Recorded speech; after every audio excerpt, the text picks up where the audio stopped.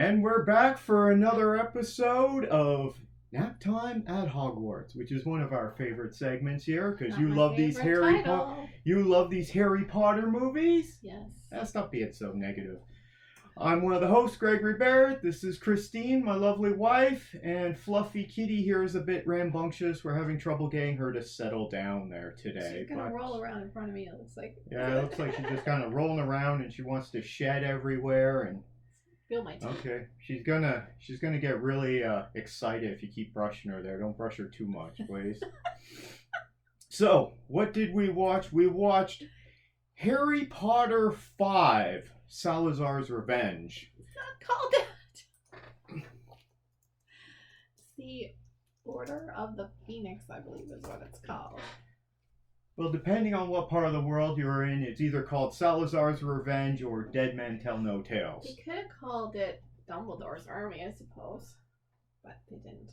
This is from 2007. This is the shortest one that we watched at 2 hours and 18 minutes. I still can't believe that these are children's movies. Because, come on, Kitty, you gotta lie down, okay?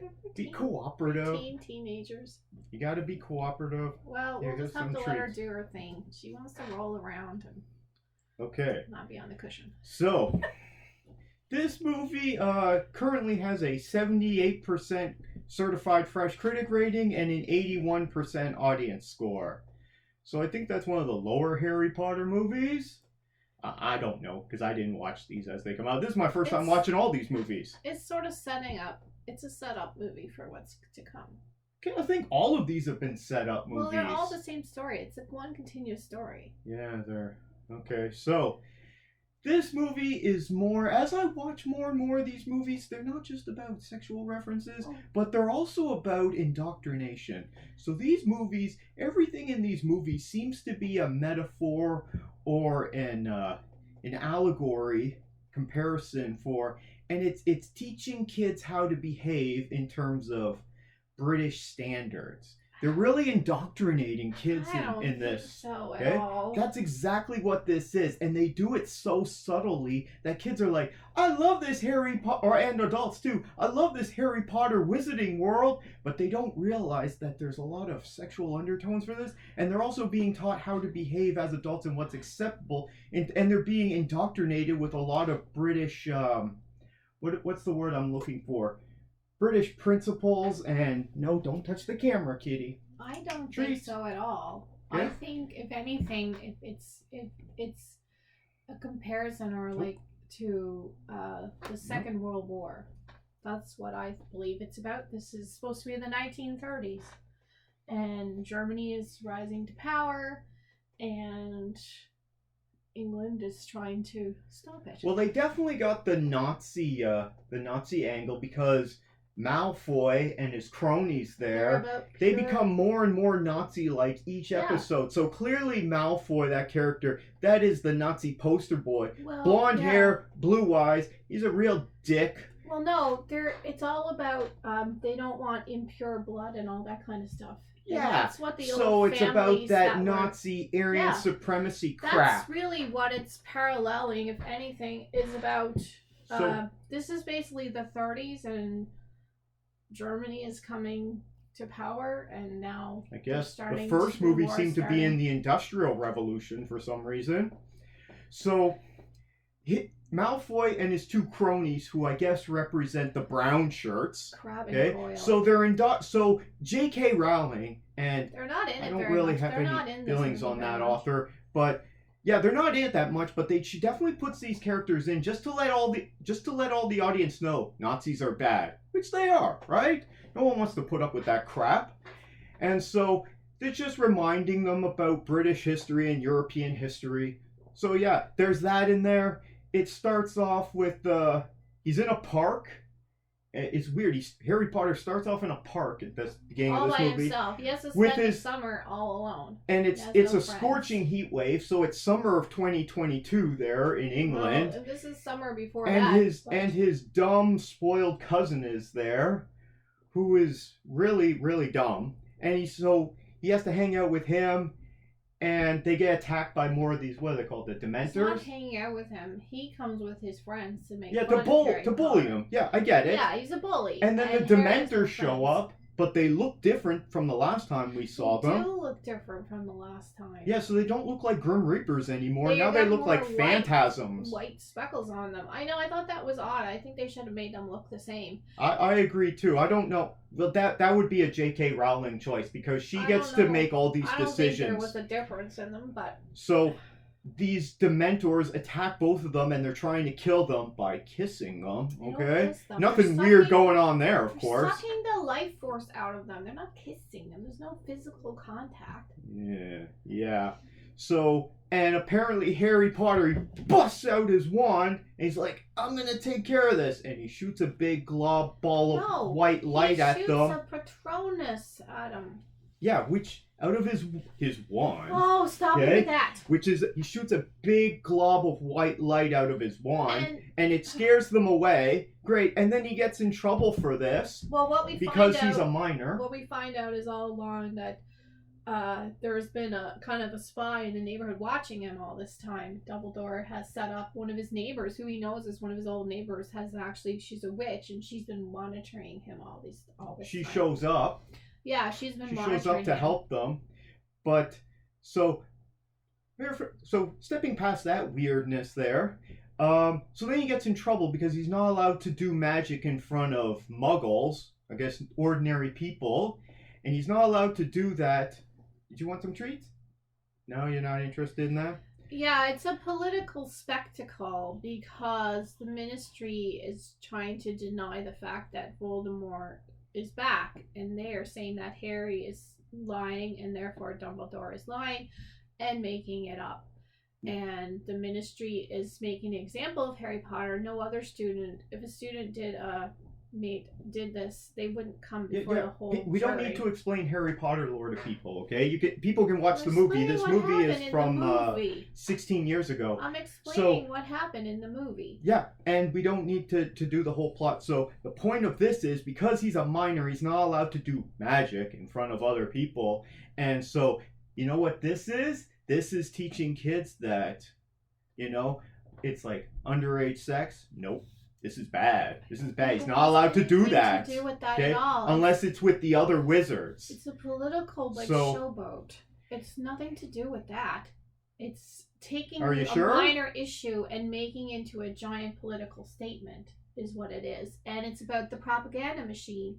This movie is all about propaganda. It's all about propaganda, all right. Machine being their wizard paper, and the wizard government is fronting this whole thing and denying Voldemort. Meanwhile, that gives Voldemort the chance to get stronger and gather all of his people together, which he breaks out of Azkaban, etc., etc. So Azkaban sounds like the name of a band. Therefore, the the guys, they have to start forming their own battalions. And an old order, the Order of the Phoenix, comes back together, consisting of a lot of his old professors and some other people. And then what happens is that in order to control everybody and control the children, they start to put their message in at the school. Mm-hmm. And they put their propaganda master in charge of the school, and she's a real doozy. And the Queen shows up, Imelda Staunton, and she's clearly representing the Queen there, okay? She's this is proper British society. No, she's not saying that at all. She's like that. She's the Nazi, not the Queen. You're going around the wrong side, man. Anyway, she's putting the propaganda now at the school and not teaching the children properly, so they don't have any idea what they're doing, so they can be easily taken over by Voldemort. Mm-hmm. That's what happens. But then they start doing their own thing, and they start trying to train themselves up, and Harry's trying to lead them and give them all magic powers, which we do find out they do need, because at the end they are attacked, and that's what it's about. Yeah. So Imelda Staunton, who's clearly playing the Queen long before she was in The Crown, which, by the way, she's great in The Crown. So she represents the Queen in this, and she's acting and dresses exactly like the Queen Elizabeth II used to do. No, she doesn't. Can I give my opinion, or are you just gonna argue with me on my opinion? You're leading people astray. I'm telling you my thoughts on this. This is my interpretation of the movie. Your interpretation. It's all subjective. So she's like ultra conservative behavior. It's like everyone has to sit up straight. There's no magic allowed, okay? There's also like no kissing, no touching. She even makes two students separate apart. Like the thin veil of their metaphor suddenly starts to break down, and to me it's quite obvious what they're actually getting at here. So she's like, yeah, everyone has to make sure that their uniform is proper all the time. They have shirts tucked in. You know, none of the girls have their skirts hiked up in this, and if it was a real school, all the girls would do that because, you know, if you've ever been to Catholic school. And she's representing, so this is how we have to do it. We have to be really strict. And then the kids are doing, no, we can learn how to defend ourselves, and we can learn all this stuff. And I think that's kind of a metaphor for sex education. Again, stop it with that. There's nothing to do with it. She's the propaganda machine. It's propaganda, all right. She's propaganda for the enemy. And the kids rebel. The enemy, as in Voldemort. And all the kids, the racist kids, are given... The Nazi kids. They're given... they're basically part of an organization to root out these other kids. There's only 3 of them. Okay. There's like 5 of them. The villain, Voldemort. Look at this picture of this guy. Okay? Ralph Fiennes as this guy. Look at this picture. I'm going to put it up on screen. Yeah, that's Voldemort. Tell me this guy doesn't look like a weird albino penis. Okay? Because he does. Stop it! Stop it right now! All that stuff. Stop it! He is not a full person, and that's why he doesn't even... He's distorted. His evil has distorted him. That's why he doesn't look like a full person. He's like, looks more like a snake. Yeah, he looks like something else, all right. Oh my gosh, stop it. So, yeah, you decide for yourself. What does this guy look like? I mean... Well, we could say Lex Luthor looks like one, too. Well, Lex Luthor is a dick. Oh, stop it. Anyway, he comes to power. It shows that there's really consequences. And the war has really started. And finally, at the end, they all realize that Harry's been telling the truth. And, but unfortunately, his godfather, who is his only family that he has left, is killed. He's got that fat uncle and his fat cousin and his super skinny aunt, but they're all mean to him. They're not really, they're terrible people. Anyway, so it's a real bad time for Harry because his uncle has died and he feels like it's his fault. The fat uncle? He didn't die? Not his godfather, who's like his uncle. Who's his godfather? Sirius Black is killed. Yeah, Gary Oldman's in this again. Cousin, and he keeps showing up naked all the time and keeps having to like put a giant robe on because he's a shapeshifter. He's a shapeshifter. He's an animagus. Anyway. Okay. I don't know what that is. His cousin Beatrix kills him. I don't know if she really means it, but she does. She does, because she's that crazy. Yeah, Helena Bonham Carter. Yeah, I remember that. And I'll watch this movie. It's great casting for her, I think, because she loves being a crazy person. There's all these British actors in this. She's great. Anyway, she kills her cousin, and Harry's lost again. And but his friends are trying to tell him, you don't do this alone. We're all with you. It's not just you. It's all of us. We're Dumbledore's army type of thing. They form a secret class where they're all training and he's helping them. And he kind of loses his chance with his crush because she... What's that girl's name? The Asian girl. Cho? They basically... The bad guys get a hold of, and she tells them, but we find out later it's because they used truth serum on her. And she had no choice if they used truth serum on her. But they all start hating her, and she's alienated because they find them doing in the Dumbledore's army, and she rats them out. And so at the end, everyone's mean to her. So I guess he's basically lost his chance with her. She's off the table now, and so did you notice? Sorry, go ahead. Shows all these betrayals and what happened. Did you notice that weird scene where Harry comes in and Hermione and Ron are there? and she's like so happy to see him. Did you realize what was going on? She's like, "Oh, thank God you're here, Harry. Ron was acting inappropriate. I'm so glad you're here." It looked like to me that what was happening. Ron was being inappropriate, Ron and then suddenly Harry walks in, and she's like, "Oh my Hermione God, thank God." have a thing, but Do they? Yes. Do they? But she's not the same as Ron. She's way more conservative in a way, and she's like Yeah, and he's poor. Stunned. He's poor white trash. You can be conservative. He's the British version of poor white trash, let's say. No, you're not. Just because he's poor, he doesn't mean anything. He's just poor, but he's a great guy. He's just not as smart as his wizard girlfriend.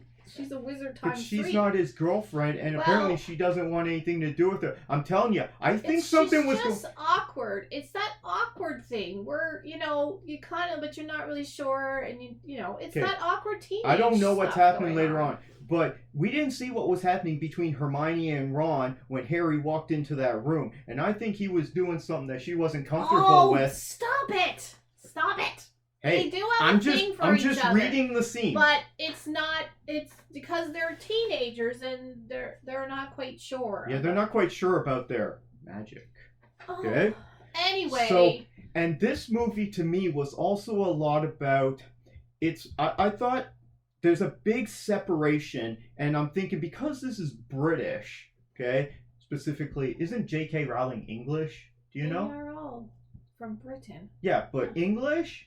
I think she's from London or somewhere. Okay, so let's say English. So it could be a racist aspect to this movie, but I think it's more about classism. Because I've never been to England, but if you know anything about British society, it's all about separation of classes. It's like, we got the upper class up here, and they don't mix with the lower class. And that's like the wizarding world and the muggle world. No. They look at them as second-class citizens. We're way better because we have magic. It's the opposite. It's breaking down all that stuff. Is it? Yes. Because they're gonna charge him because he's a minor and he used his magic wand in front of the kids. You're not getting what it's about at all. It's about we don't want classism. We don't care. We don't want this pure bloodness. It's about championing non-racist things and non-classist things. That's what it's all about. Don't you get that? No, I think you're not understanding my perspective. Anyway. I think they're promoting that as part of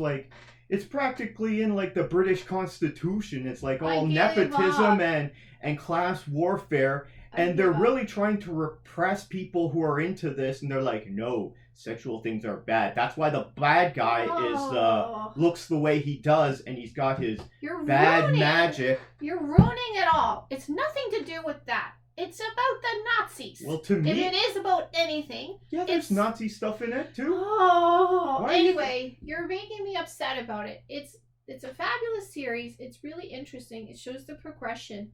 And things are getting really bad now. And people are dying. And there's more to come. Okay. Because they have to get rid of this Voldemort and his terrible Death Eaters. And where do they go from here? So I think it's teaching a little bit of classism. Okay, so separation of classes and maybe even a touch of racism too. But, I don't really want to get into that. But it doesn't really have good undertones to this stuff. And it's really old establishment, conservative, racist British thinking. And I'm not saying that's what people are like there, but that's what this movie has the undertones for. Actually, all of them do. And I'm noticing it more and more as I go. It's not just sexual innuendo. It's all about indoctrination of kids. And this is how we think. And this is how we behave. And this is good. And this is bad. I'm pretty sure that that's what this is, because you don't get that crap in Lord of the Rings or in Middle-earth stuff. You're not understanding what the movie's about at all. It's about fighting that stuff, not about it's about fighting that. I haven't seen them do much of the fighting of that stuff there. I give up. The teachers are pretty useless in this. It's a great movie. They're all great. It's a great story. I like this one. This one is a more intermediate movie though. It's kind of setting up. The last ones are almost one big thing. It's like Dune 1 and 2. None of these are great movies. Story. It's a big story. Anyway, I love it.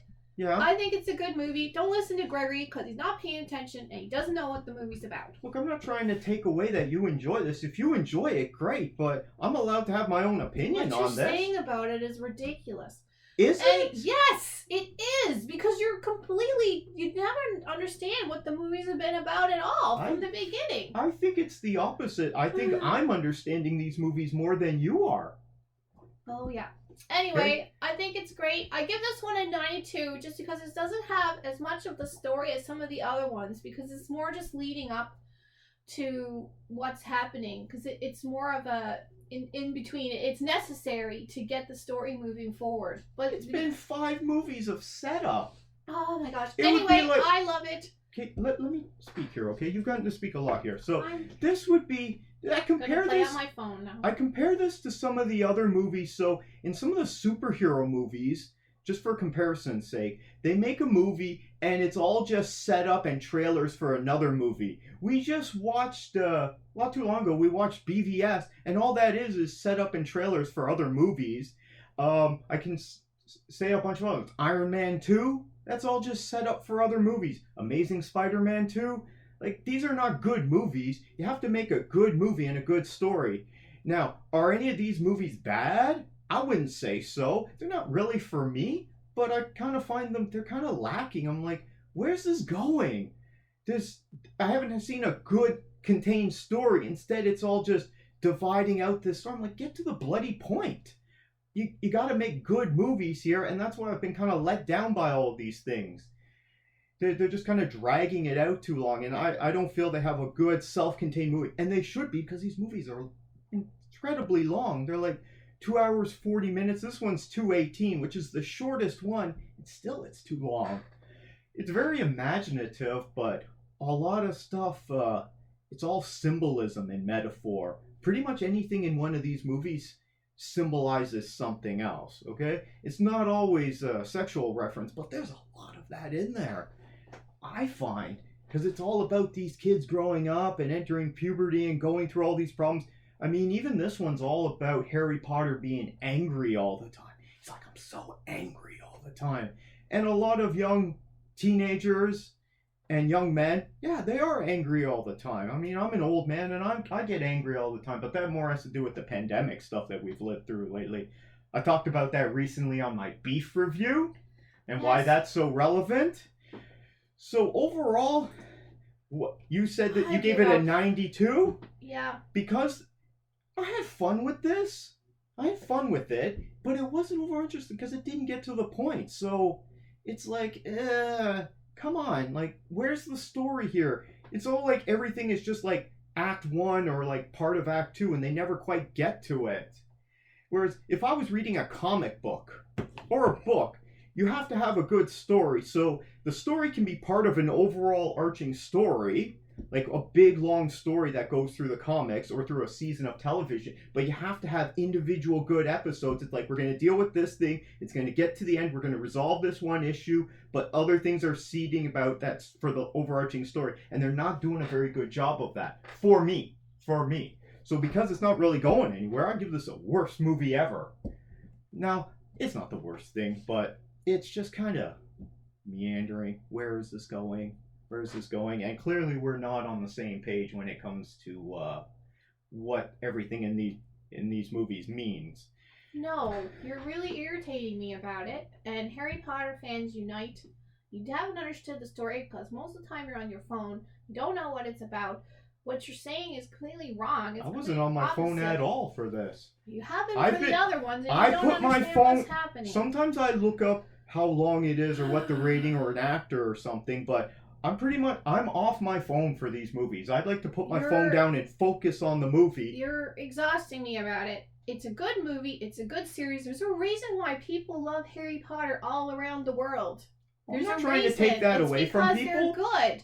Anyway, I like the movie. I recommend the series. I recommend the books. You know, this could be because you growing up, you're more British influenced, growing up on the East Coast, and me growing up in central Canada and Ontario, it's more American influenced than British. So maybe that's why you enjoy this more. Just a thought. Maybe I'm wrong on that. Boarding school or anything like that. I just think it's a good story. and it's entertaining, and you don't know where it's going, and it's good. Yeah, I still don't know where this is going, so... I do. Anyway. Yeah, because you've seen them all. Yeah, but I didn't see them when I started them, and I enjoyed them, and I enjoyed reading the books. Anyway, I like the series. I feel you've been biased from the beginning about them. I'm trying to have an open mind on it. And that's why you call it Nap Time at Hogwarts, because you really don't like them, and you hadn't even seen them. Anyway, I like it. I recommend the books. Read the books first and then see it come to life in the movies. That's my recommendation. Or is this segment called Nap Time at Hogwarts? Because these are all the weird dreams we have while we're napping at Hogwarts. And this is the visions that we have, these weird movies. So listen, I don't know what JK is as a person, because I've heard some negative stuff about her.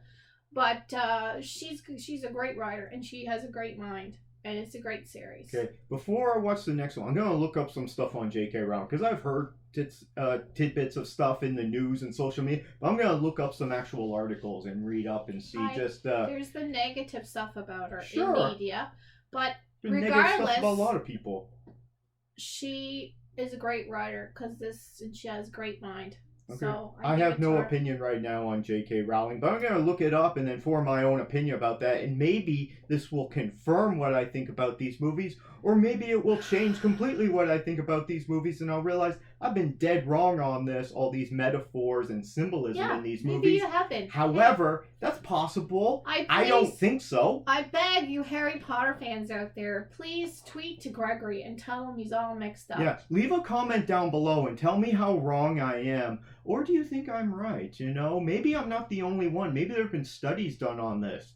Maybe it's just me. Even the Pope said it was good. So there you go. Well, the Pope and the Catholic Church is all about sexual repression. No, there was a problem because previously they were saying, I don't know if the Vatican or Church was saying that it was bad, and then the Pope came out and said no, it was good because it was good versus Let's evil. not talk about the Catholic Church because anyway, they don't have a good public opinion, and I don't have a good opinion of them. But you.